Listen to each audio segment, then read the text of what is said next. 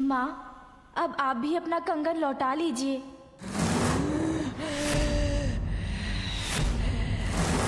नहीं माते नहीं, मैं पुनः असुरक्षित हो जाऊंगा माते नहीं।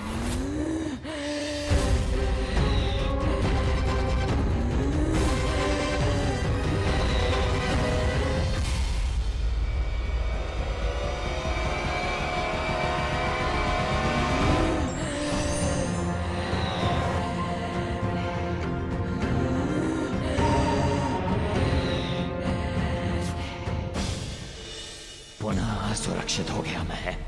इसके पूर्व कि ये संपूर्ण परिवार एक साथ हो जाए, मुझे भाग लेना चाहिए।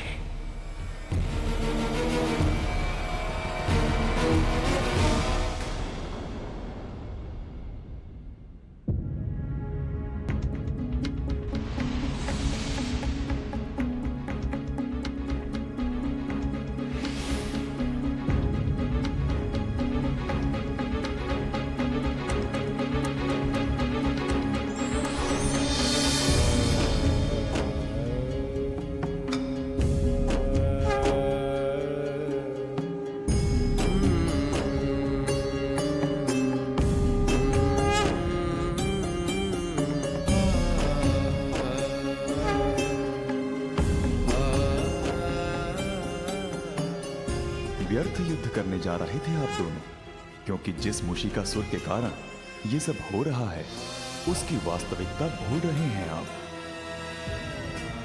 मूषिकासुर पूर्व में क्रोंच नामक गंधर्व था। विलंब होने के कारण क्रोंच तीव्र गति से अपने निवास की ओर जा रहा था। बहुत विलंब हो गया मुझे। इंद्रदेव की सभा से शीघ्र निकलना था मुझे।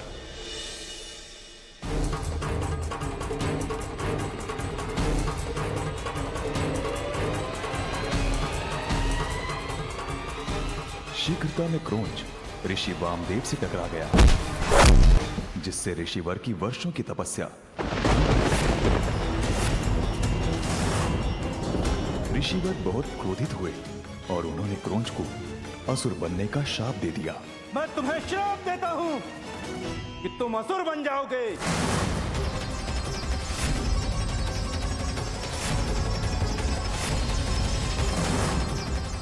ऋषिवर नहीं, डाल से पैर टकरा गया और मैं आप पर गिर पड़ा। आपकी तपस्या भंग करने की मेरी कोई मंशा नहीं थी ऋषिवर। क्षमा ऋषिवर, क्षमा ऋषिवर, क्षमा।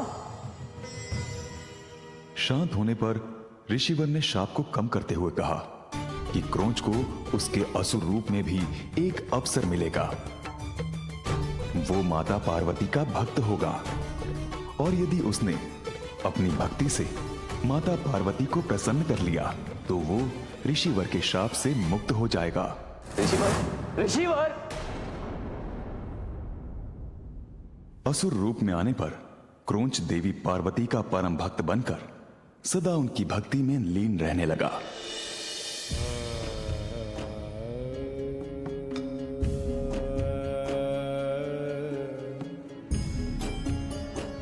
जिससे माता पार्वती ने प्रसन्न होकर उसे दर्शन दिए।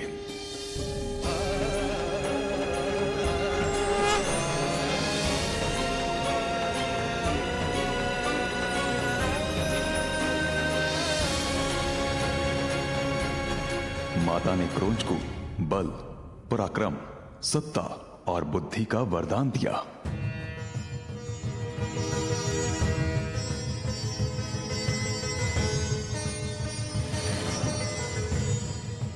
उसी समय क्रोंच की दृष्टि माता के हाथ में स्थित अमृत की कटोरी पर पड़ी, जिसे देखकर वो लालच में आकर माता से अमृत की मांग कर बैठा। किंतु माता ने उससे कहा कि अमृत मात्र योग्यता के आधार पर ही प्राप्त होता है और अभी क्रोंच अमृत पाने के योग्य नहीं बना था।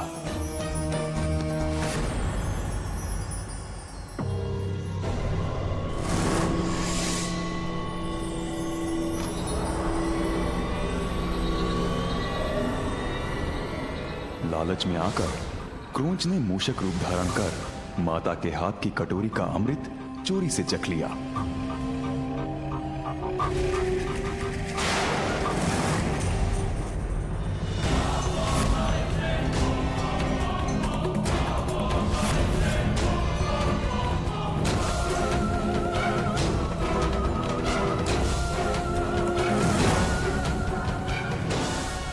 माता ने क्रोधवश उस असुर को ऋषि वामदेव के शाप से मुक्त करने के स्थान पर और बड़ा शाप दे दिया। मेरे मना करने पर भी तुमने मूषक रूप धरकर अमृत को चुराया, इसीलिए मैं तुम्हें ये श्राप देती हूँ। आज से तुम मूषिकासुर बनकर चोरी से ही अपना उदर भरोगे।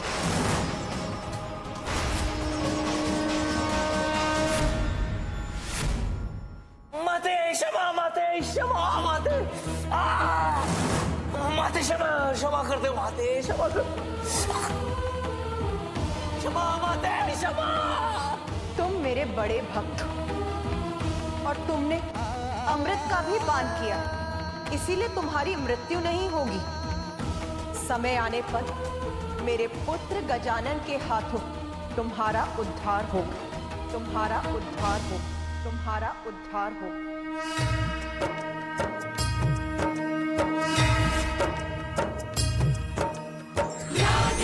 सर्वभूतेषु शक्तिरूपेण संस्थिता नमस्तस्यै नमस्तस्यै।